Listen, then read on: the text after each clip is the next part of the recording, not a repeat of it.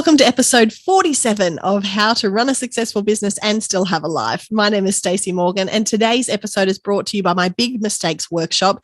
If you've been slogging it out in business, and gosh, it's been hard over the last little while, hasn't it? If you've been slogging it out and you're not seeing the payoff when it comes to your P&L, you're not seeing, all of the figures that you thought you would see, that you forecast to see, if you're not seeing that payoff from all of your hard work and your hard slog, then there's perhaps a couple of mistakes that you're making in running your business at the moment. I'm going to talk you through the big mistakes that I've made, the way I've transformed my business to be growing even in this time of crisis.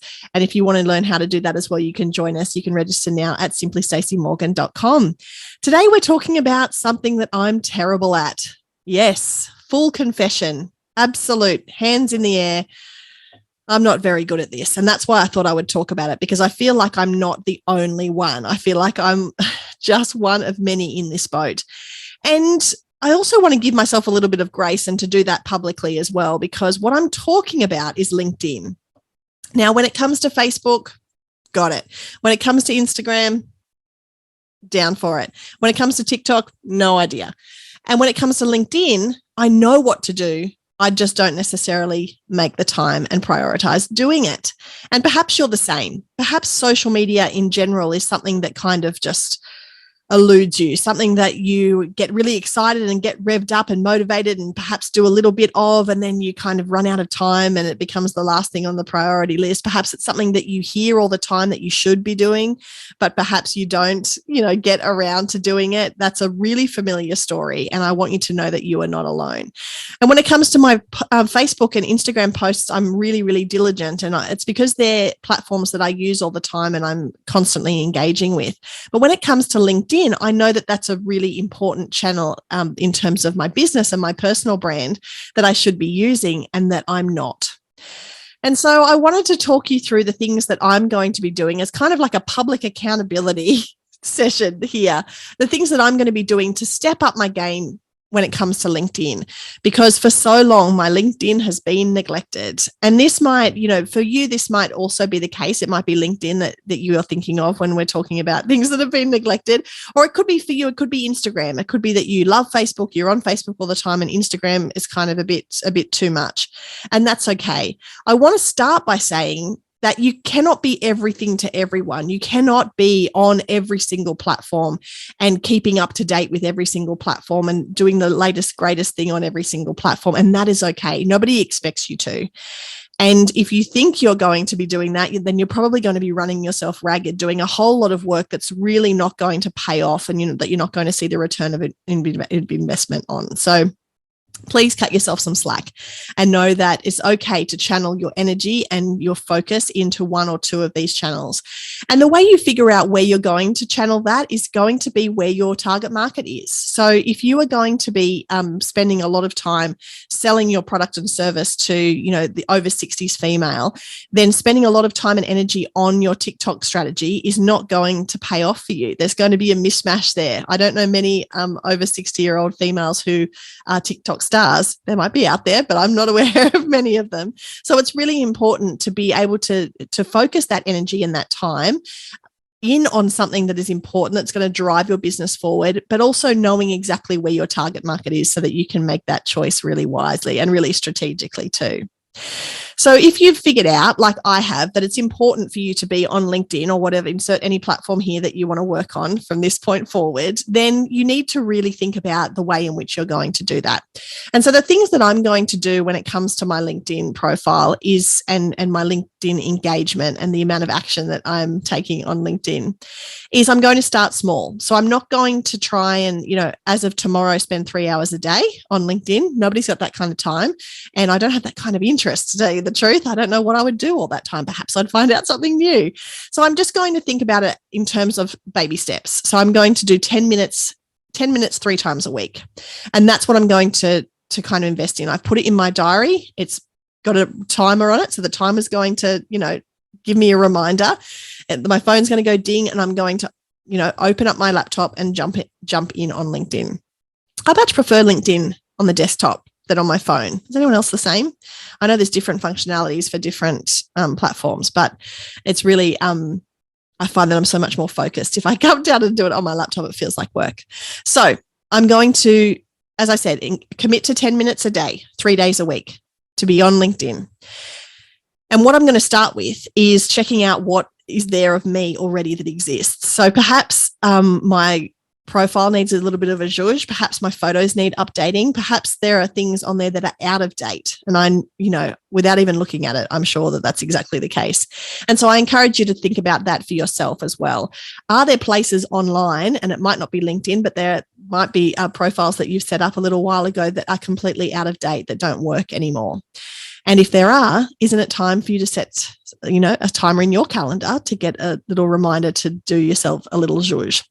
So that's going to be the first thing I'm doing, working through my profile, working through my bio, making sure that my photos are up to date, and making sure that I'm using all the keywords that are really important to me and to my business. So I don't want to be, on LinkedIn talking about my 3 kids, talking about my dog Benny and what I feed Benny and when I walk Benny and Benny's existence. I really want to be talking on LinkedIn about the women in business that I serve, the small businesses here in Australia that I serve, and the ways in which I do that. So it's really important to think about your keywords and to think about the reason that you are there on that platform and what it's going to do for your customers and how your customers are going to find you.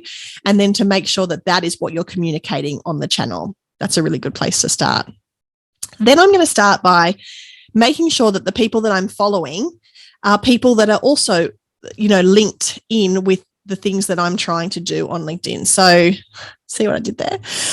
So it's really, again, I'm not going to be talking about my dog Benny. I'm also not going to be jumping on to, dog groups on LinkedIn to learn more about the breed that Benny is and to learn more about how to take care of the breed of dog that Benny is. LinkedIn is not the place for that. And so it's not going to be somewhere that I'm going to focus a lot of my personal energy. If I'm really talking to women in business and talking about small businesses here in Australia, then that's where I'm going to focus my energy. Those are the people I'm going to follow. And then as part of my 10-minute process that I'm going to be doing 3 times a week, I'm going to be actively engaging with people who are in the same kind of space that I am. So for the people that I look up to, for the game changers and thought makers at the same time, and I mixed it up. So for people who are, incredibly smart and saying smart things on LinkedIn, I want to know where they are. Those are the articles that I want to be reading. Those are the things that I want to be commenting. And Nina Christian gave me a great piece of advice last year when we did our webinar together. And she was talking about, you don't just want to be the person that says great or thumbs up or yes, I know, or I agree on LinkedIn. You want to be the person that has a 2 or 3 sentence response to the post that's going up. So it's more than just going through reading the post and going, yeah, that's cool. I get it. You want to have your own perspective, whether that's agreeing or disagreeing, and you want to make that perspective clear in a couple of sentences. And that's a really, really important part of engagement. So I'm going to go through and not only follow some people like Nina and other incredible game changers and thought makers, but I want to also engage with their content. So I want to start engaging with their content.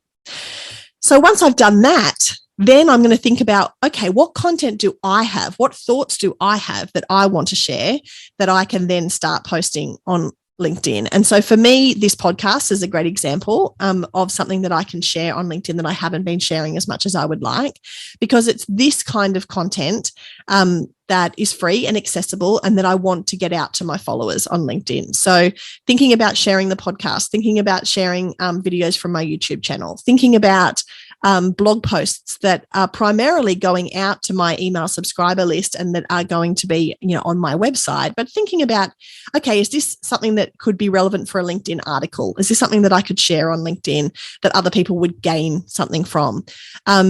And then how am I going to share that? And how am I going to make that part of my system and my process? Because in this, in taking this step to become more active on LinkedIn, I don't want it just to become something that I do this week because I'm all about it this week. And then 3 weeks down the track, someone says LinkedIn and I go, oh, yeah, that was a thing. I can't remember. I really want to put a system in place to make sure that this is going to be something I'm going to do consistently. So maybe it's going to be that on Mondays and Fridays, I'm going to be commenting on other people's posts that are going up. I'm going to be reading other people's articles. I'm going to be engaging with their content. And perhaps on Wednesdays, it's going to be me producing content and me thinking about, what's been going on with my coaching clients, the people that I've been talking to. What are some commonalities that are coming up in terms of my coaching? Things that business owners, from Germany to the US to Canada to here in Australia that are struggling with. And I'm lucky that I have coaching clients in all of those different places. So I do often, even though we are so far apart, I do often find that there are commonalities between all of us when it comes to the things that we're struggling with in business. And how can I talk about those? And where will I talk about those on Wednesday? Well, it's going to be on LinkedIn.